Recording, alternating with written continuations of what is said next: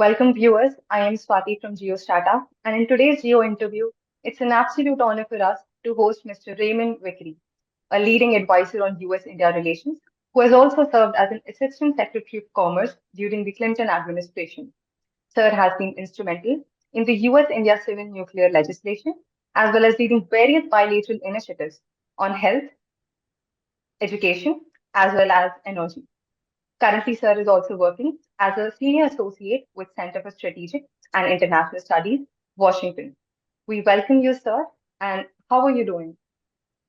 Well, thank you, Swati, for having me. I'm so happy to be with young people who are leading us into the future. And I think this is a subject which is very near to my heart. And I thank Geostrata and I thank you for the opportunity.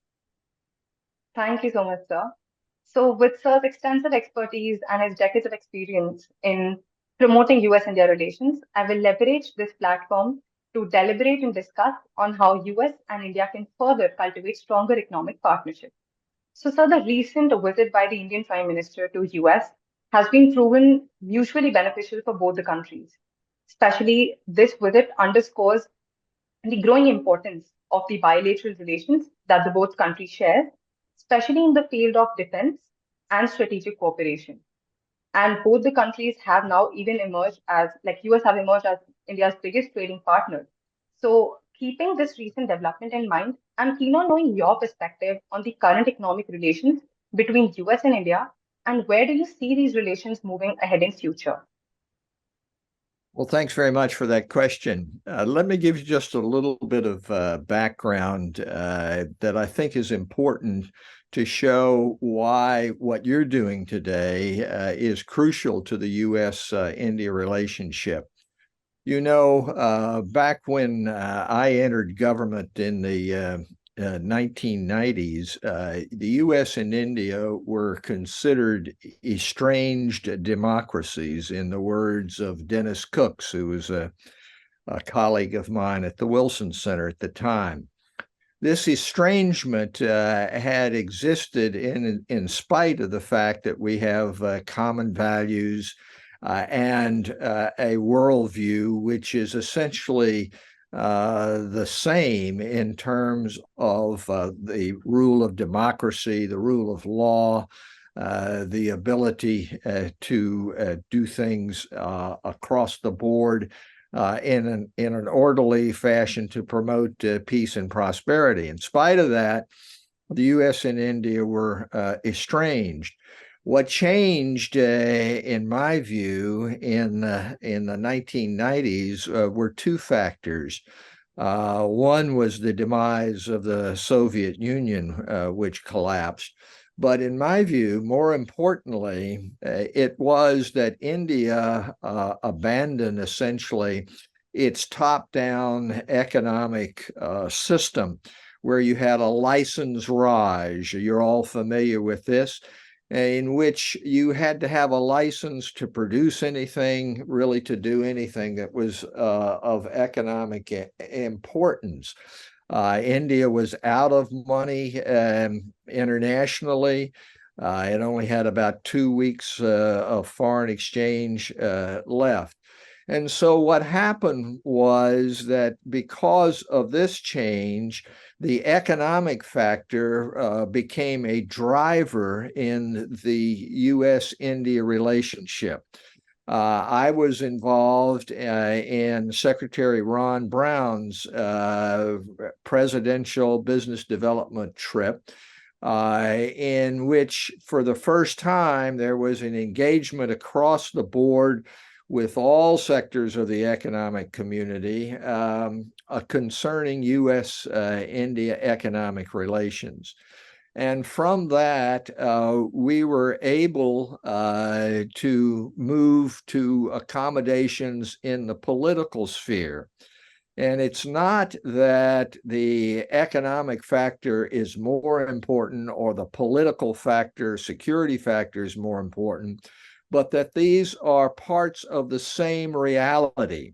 And it is impossible, in my view, for security cooperation, which we have experienced in the Indo-Pacific, for example, to continue indefinitely unless there is also the economic component of engagement between the U.S. and India. If I might just digress again for a moment, and you may know of this, I've written a book on this subject called The Eagle and the Elephant, Strategic Aspects of U.S.-India Economic Engagement, which is still available from the Oxford University Press in India.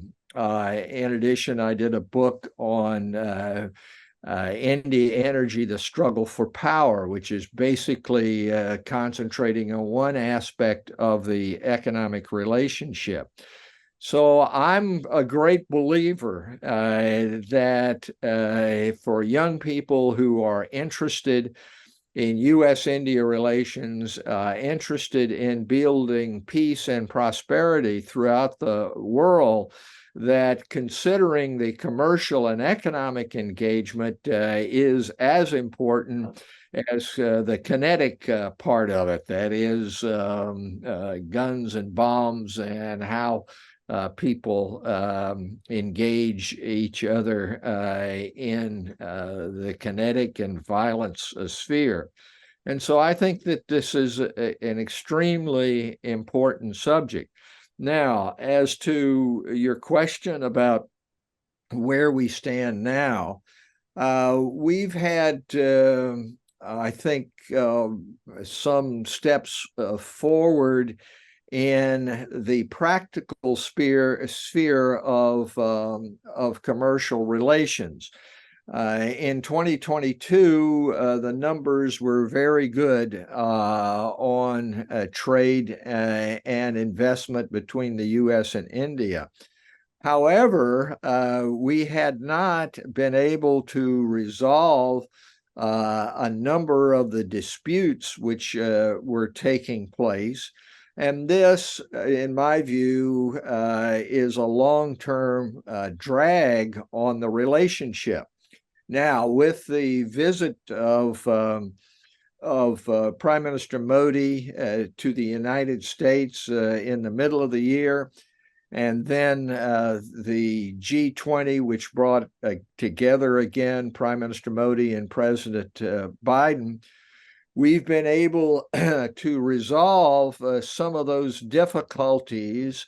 But we have a lag time. And if you look at the figures for 2023 in U.S.-India trade and investment, they are not continuing the rapid upward path that they should be. In my view, that's can be corrected now that we've been able to reach some further understandings. But the dislocations that have occurred internationally because of the Russian invasion of Ukraine, because of what is going on with Hamas and Israel now, are all factors which enter into this. The basic point is that you have only one reality, and that is a reality which includes economic and commercial engagement, as well as the political and strategic. And so I think it's extremely important for what Geostrata is doing to bring younger practitioners or future practitioners into an understanding of the economic and commercial aspects of the relationship. Right, sir. And I think you have very rightfully mentioned that economic partnership and the strategic partnership are almost inseparable. Even if we go ahead with strengthening our strategic partnership, after a point of time, we have to work on our economic relations as well. Sir, I read one of your articles which you wrote back in 2018, which was basically mentioning that for how too long the levels of our economic ambitions for US and India has not matched to the soaring rhetoric of our strategic pronouncements. And you mentioned that both the countries now need to work upon a trade agreement. So it would be really great if you could evaluate the potential for a future bilateral FTA between US and India, and what sort of challenges both the countries must address so that they can successfully negotiate for it. Well, that's another good question. And I think, unfortunately, on both the U.S. and India side, in regards to those who are very much supportive of the U.S. India relationship, unfortunately, the ambitions have not been high enough. There's been some element of hubris, and that is we're doing very well, and so things are where they should be. But I think when you step back and look at reality, the fact is that the trade numbers, for example, between the U.S. and China are so much larger than U.S. India that and an investment as well, that it indicates to me that those of us who love democracy, who want to support the rule of law, human rights, the ability to have free enterprise, have not set our sights high enough in regard to the U.S.-India relationship. Just for one example, the trade figures in regard to U.S.-China are about 5 times as large as with India. And that is just wrong, and it should be corrected. Now, the basic impediment at this point, in my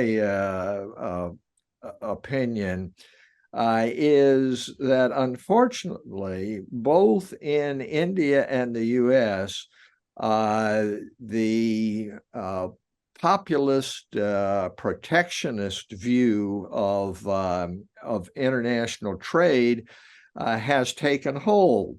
And that is an old mercantilist view that to sell other people is good thing, but to buy internationally is bad. And if you look at the United States, it has had the Made in the USA now written into a number of the initiatives, the Infrastructure Initiative, the CHIPS Act, and this is economic nationalism, which unfortunately, when you look at the disputes in American politics, say between Trump and Biden, between Democrats and Republicans, the one thing that they seem to agree on is that we ought to do more to protect our own industries, and we ought to do less in terms of international trade. Unfortunately, that view is reflected in India as well. The whole Make in India program, while very politically salutary and attractive, shows itself in ways which are not good in regard to what happens in, for example, renewable energy and the ability to exchange goods and services at the lower price.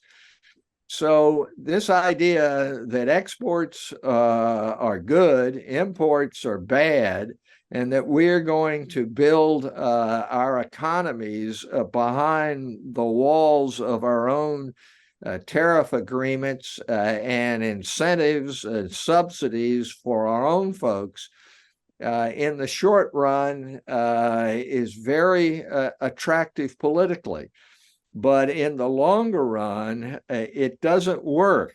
It has been shown in the United States, for example, when we had a depression back in the 1930s, we enacted tariff walls called the Smoot-Hawley tariffs. which basically shut down large segments of international trade. And the idea was that we would make it all in the U.S. and that would promote prosperity. Well, it did exactly the opposite in regard to promoting the end of that depression.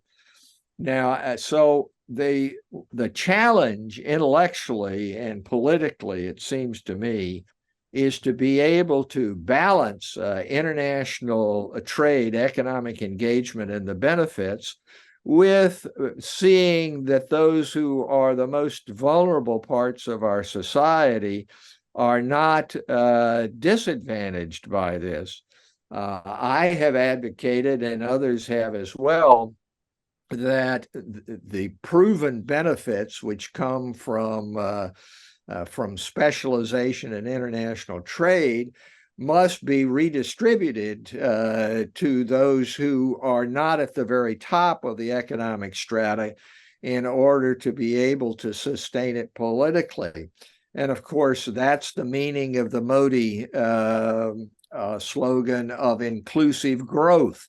That you have to be able to include those. But the way to include those who are economically disadvantaged is not to cut off international trade, but to use the benefits of international trade to accomplish the inclusive growth.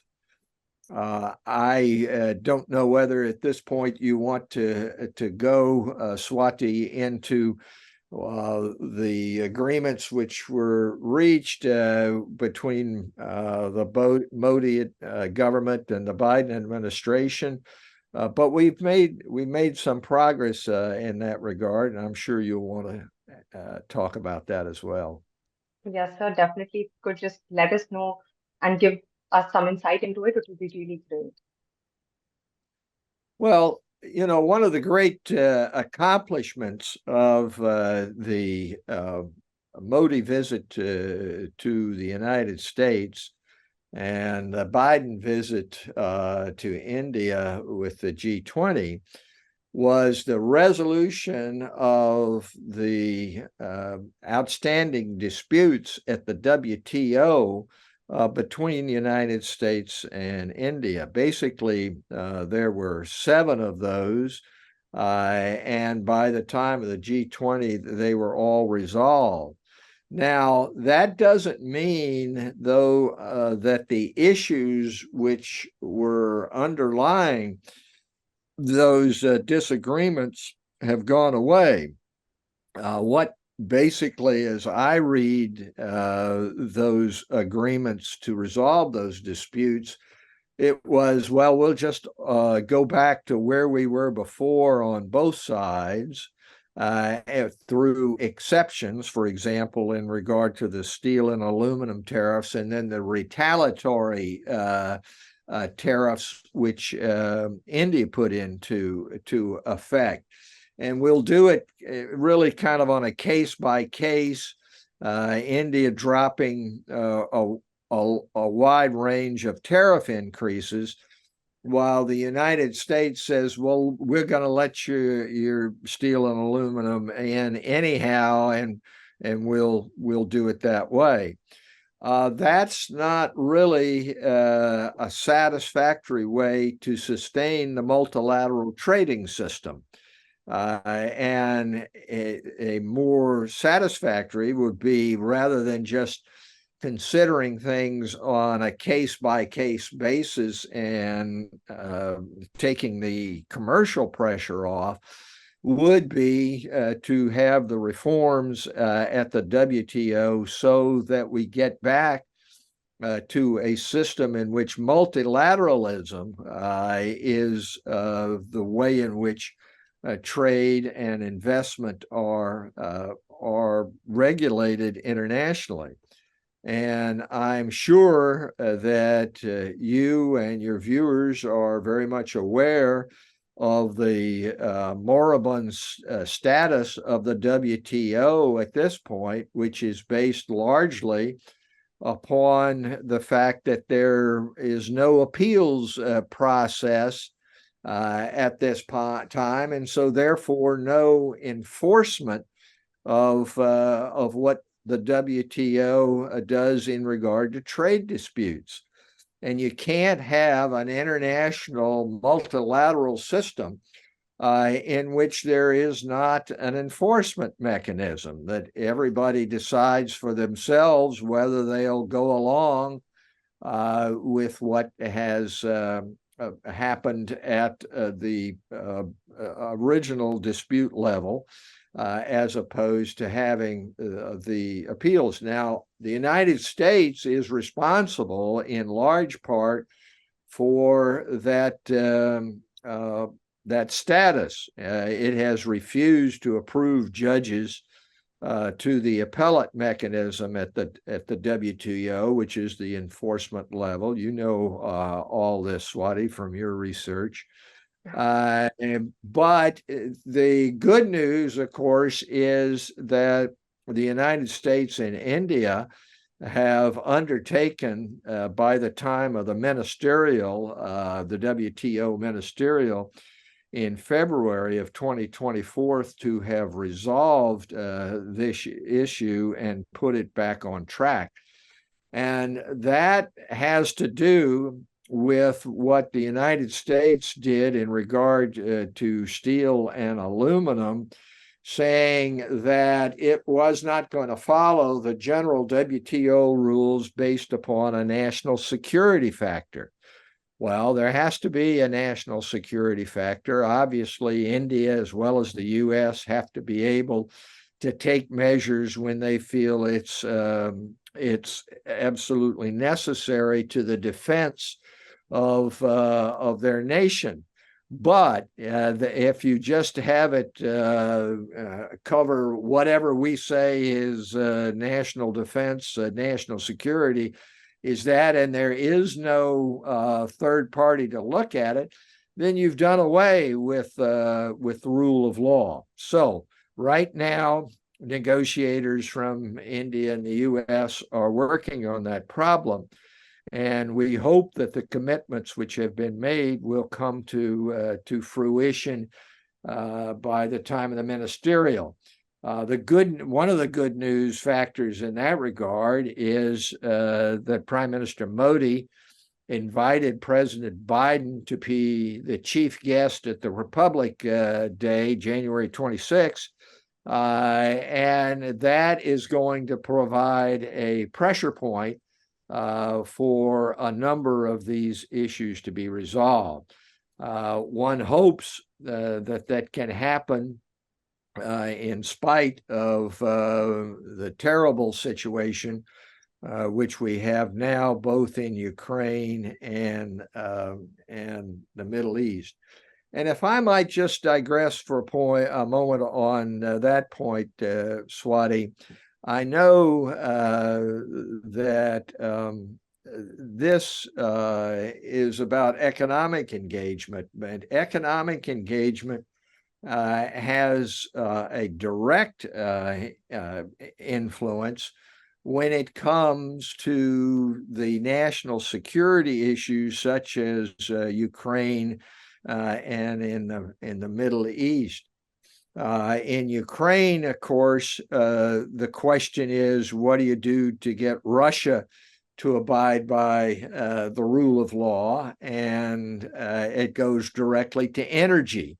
And India has made, on its own view, decisions about where it will import oil from. And that's a complicated issue. In regard to Israel and Hamas, in my view, India also has a role to play there, as well as in regard to the Ukraine dispute. And that is based on economics in many ways. Israel is a chief supplier of defense technology and equipment to India. It has strong ties there, and as well as with the Arab part of the Middle East. And of course, India is situated in regard to Russia as well as Ukraine.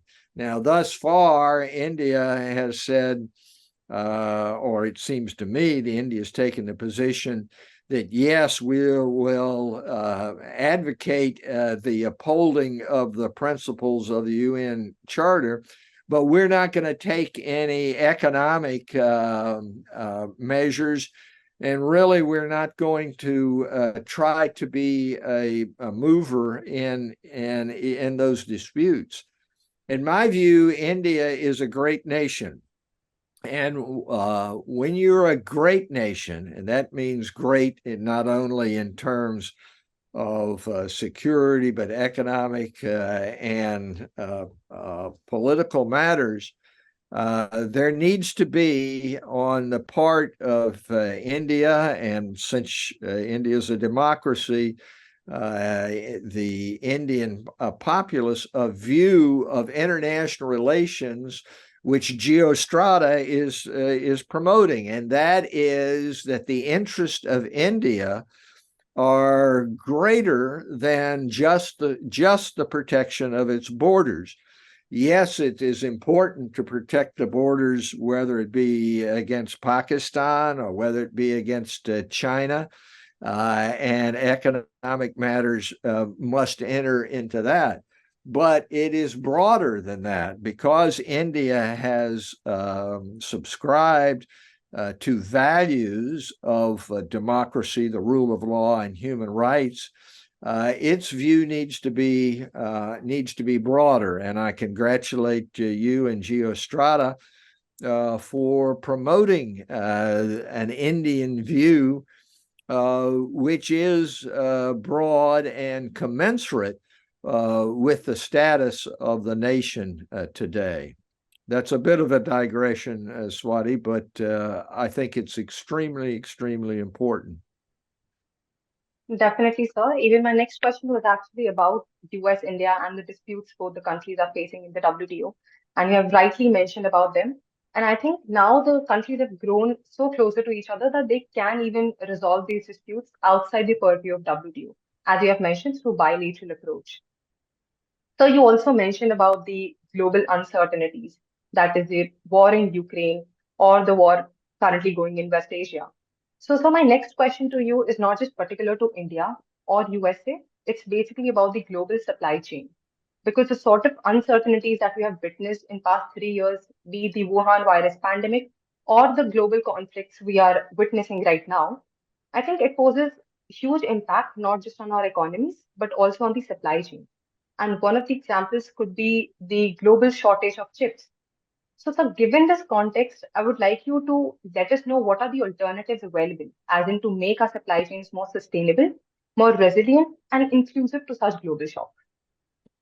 Well, it's another very good question. And of course, this first came up in regard to the pandemic, when many countries found that just basic needs in regard to meeting the pandemic were difficult to meet because we had extended global supply chains so much and so tenuously that nations didn't have that ability themselves to be able to meet those. I mean, in the United States, for example, just basics of getting masks to be able to fight off the virus were not available for a while. Now, I think in regard to global supply chain, this is where it seems to me that politics and values have to come together in making decisions about where you are sourcing goods and services which are important to your nation. And unfortunately, I think that both the United States and to a lesser degree India went too far in accepting China-controlled parts of the global supply chain without a recognition of the difficulties that the rise of a person like President Xi had. We were going along pretty well in terms of sourcing some of the things that we needed from China, but we didn't count on the rise of a more authoritarian leader in that country and what that meant for our own countries. There's a concept called friend sourcing. Instead of outsourcing, you're friend sourcing. And to me, the U.S. and India should be prime examples of friend sourcing because we both subscribe to rule of law, and it's not just politics which decide whether a contract will be upheld or not. It is what the law says about it. And so I think that there's a great opportunity here for the United States and India to use more fully the concept of friend sourcing and shift some of the supply chains away from countries that are not going to subscribe to our values, and that in an emergency will cut off elements of those supply chains. So I think that can be done. As you know, Secretary of Commerce Raimondo, when she was over in India for the U.S. India commercial dialogue, made a first step at looking at the supply chain in regard to chips and the hardware aspect, the hardware/software aspects of computing. And the basic premise of that was that there can be cooperation in the agreements between the United States and India for trade in those areas. A chip manufacturer, goes from, it's not just one process. There's design, there are various parts of the fabrication process and so forth. And in some places, India has advantage and the U.S. have advantage. So I think that kind of cooperative approach to supply chains is very important. And I think that we have perhaps in the United States in the past gone too far in the direction of just letting the market decide how those supply chains are going to be constructed, because recent experience, both with the pandemic and then with China's efforts in the South China Sea to expand in the Indo-Pacific, not to mention saying that Arunachal Pradesh is a part of China, indicate that it is not prepared to abide by rule of law. And it's not a simple matter at all. But I think that we have to look at those supply chains, and of course, a primary area, in addition to chip manufacture and computer hardware, information technology, assisted services, is in regard to energy, where we have to have a more cooperative relationship, it seems to me, in finding the goods and services which enable us on both the Indian and the U.S. side to move more rapidly away from fossil fuels and into the area of renewables. I don't have to tell you, sitting in India, I was in India last month, as you might know, and it's perfectly apparent that the kind of health situations that are being created by the continued reliance on coal and fossil fuels is harming the health of millions, tens of millions, and makes it impossible in some instances really to go on with daily life just because of the change in the climate. And of course, even a worse example is if you look across the border in Pakistan's what has happened. So there is a role to be played by folks who are interested in the economic relationship to be able to use the kinds of training that you are giving at Geostrata and at the kind of training they get academically to put that brain power to work on how should these supply chains work to be able to produce the greatest good for the greatest number in a shorter order than has been shown at this point. And it really is existential, and it cannot just be left to the politicians. It has to have the involvement of the private sector. The idea that you can do things just governmentally has been shown to be false, not only in the Indian experience with the disastrous results of the license Raj, but it was fundamental to the fall of the Soviet Union.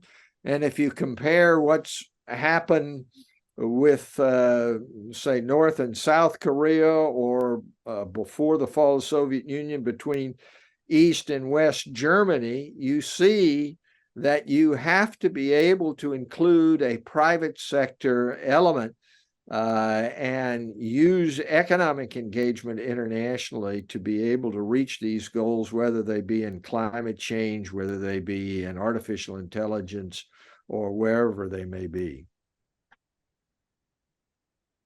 Right, sir. You have very well highlighted the point that there is a need for cooperativeness, especially between the countries. If they want to diversify their supply chains, it should happen with the allied countries, with the friend countries. So that is what we call friend sourcing or ally sourcing. And also, you very well highlighted that there is a need for the countries to even take into account the climate change related issues. And when we talk about sustainable global supply chains, that means we are considering and we are conscious about the environment as well. And the role of private sector, that we cannot solely dependent on the public sector, but there is a need to involve the private sector as well. So my next question to you is about the U.S. India Commercial Alliance that you launched, and you also organize the advocacy center here, wherein various contracts were there which you were advocating. So they were entailing to billions and dollars of U.S. exports. It would be really great if you could just let us know how such contracts increase bilateral trade confidence between the countries, and what was your experience working in the field, as in what variables you had to explore in order to increase U.S. exports? Well, another very good question. First of all, into regard to the U.S. India Commercial Alliance, that, of course, was the follow up to the Ron Brown presidential level mission to India. And I emphasize presidential because President Clinton added his name to it. It wasn't just a Secretary of Commerce coming over, but he He provided a plane which was a presidential level, so it's important. It was important to be able to have it at that level, and I think Prime Minister Modi realizes that, as does President Biden. And what we did, of course, with the U.S. India Commercial Alliance was to start the public-private partnership in regard to policy matters involving the leading trade associations of India, Vickery, CII, and the other commercial associations, along with their counterparts here. And then both the Department of Commerce and the Ministry of Commerce and Industry on the other side. And this has been continued on in regard to commercial dialogue, and so I think we made some progress there. Now, as to the Advocacy Center, every country wants to promote through international trade the well-being of workers. At least the United States and India do. And so it was important for the United States, which had not been involved really in a sustained advocacy way for U.S. Companies who were doing business abroad to have a mechanism so that the level playing field was accomplished for the U.S. Companies. Now, there's a fine line here between showing political favoritism and promoting the national good. And there were those who would accuse the Clinton administration, who did accuse, saying, well, you're going to favor those who favor the party in power. And we were very, very careful to make sure that that didn't happen. And how did we do that? What we did was set up a series of criteria that a company had to make for getting advocacy, to show that it was to the benefit not just of the people at the top, but that it would build employment, that it would build prosperity, and that it was in accordance with national and not political interest. I must say that there was a very prominent reporter, and I'll mention his name, Bob Woodward, who is famous from Watergate, for bringing down Richard Nixon, who decided at one point that he had information that indicated the Advocacy Center was just a nest for promoting political interest. And we brought Mr. Woodward in, or he came, and Stu Eisenstadt, who was undersecretary at the time, and I met with Mr. Woodward, and Stu, I can remember saying to Bob, listen, this advocacy program is clean as a hound's tooth, and we're going to open up everything to you so you can see for yourself. And Mr. Woodward sent over a fellow who went into the Advocacy Center. We'd set it up like a bond trading floor, if you will, in which there were kiosks and there was continuous interaction with people who were in an actual physical center. Now, of course, a lot of that might be accomplished by internet and the kinds of virtual, but I think it was important to have it there. Anyhow, after the fellow was there, and actually T.S. Chung was heading the advocacy center at that time, and was very upset at the kinds of questions that were being asked that were actually implying that because he was a Korean American, that this was being used by Korean actors to feather their own nest. Well, the bottom line was that Mr. Woodward, in essence, called up Stu and said, "Yeah, well, we're not going forward this because we know that you are running a clean and nonpartisan approach." So that was good. Now, it was important to us to be able to have an advocacy center because there were so many areas, and there still are areas, in which economic decisions about trade and investment were not being made on an up and up commercial or economic matter criteria, but on political. And an example of that occurred in Brazil.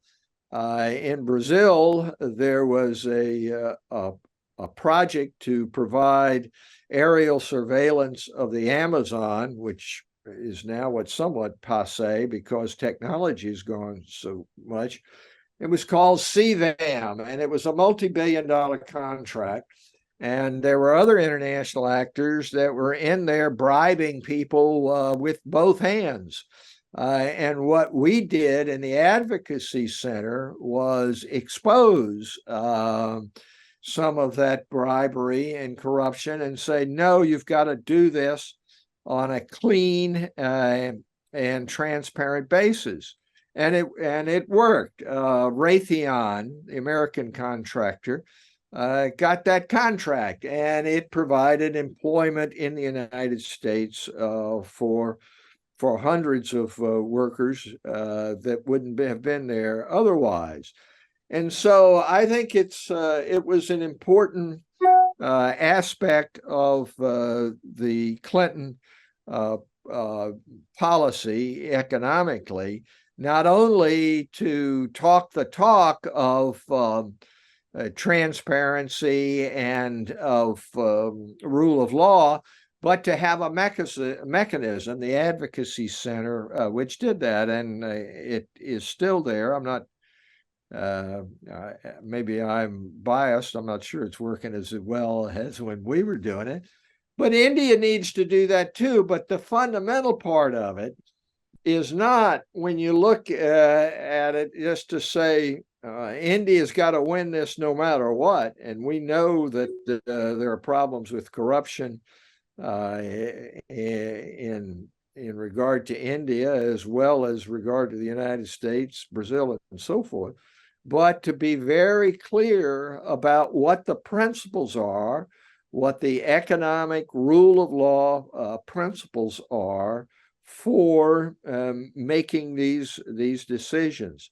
So that was the Advocacy Center, and we did, I think, a pretty good job in terms of getting contracts that the United States wouldn't have had otherwise.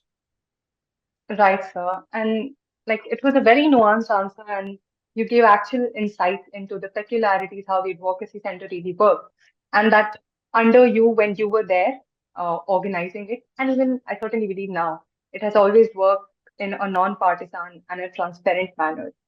So, moving ahead to the last question for this interview, it is not related to US, India, or the economic partnership or whatever we have been discussing from past 40 minutes, but it is about your esteemed contribution to this field. The way you have given so many decades in promoting US India relations, it's truly inspiring to see you work. And like it would be really great if you could share your experience working in the policy foreign policy circle for this long, and also just a piece of advice you would give to an aspiring youth who wishes to pursue a similar path. Well, I very much appreciate those comments, Swati. You know, when you get to be my age, sometimes you wonder whether or not what you've done is having any impact, and that's very close to my heart and heartwarming, and I appreciate it. Now, I think the advice that I give is that you have to create intellectual capital of your own in order to be an effective participant. And that's the reason that what Geostrata is doing is so important, and what students are doing is so important. It's not peripheral at all to put in the hours that are necessary to give you the intellectual tools to be able to deal with these problems. Uh, you know, uh, I can remember my father telling me, Ray, you need to take more economics in your university. I was at Duke at the time, and I was thinking, oh no, that's not that important. I want to talk about and think about the great issues and the just the overall fundamental kinds of concepts. But of course, my father was right. And I would give the same advice to young people today. Get the basics that you need in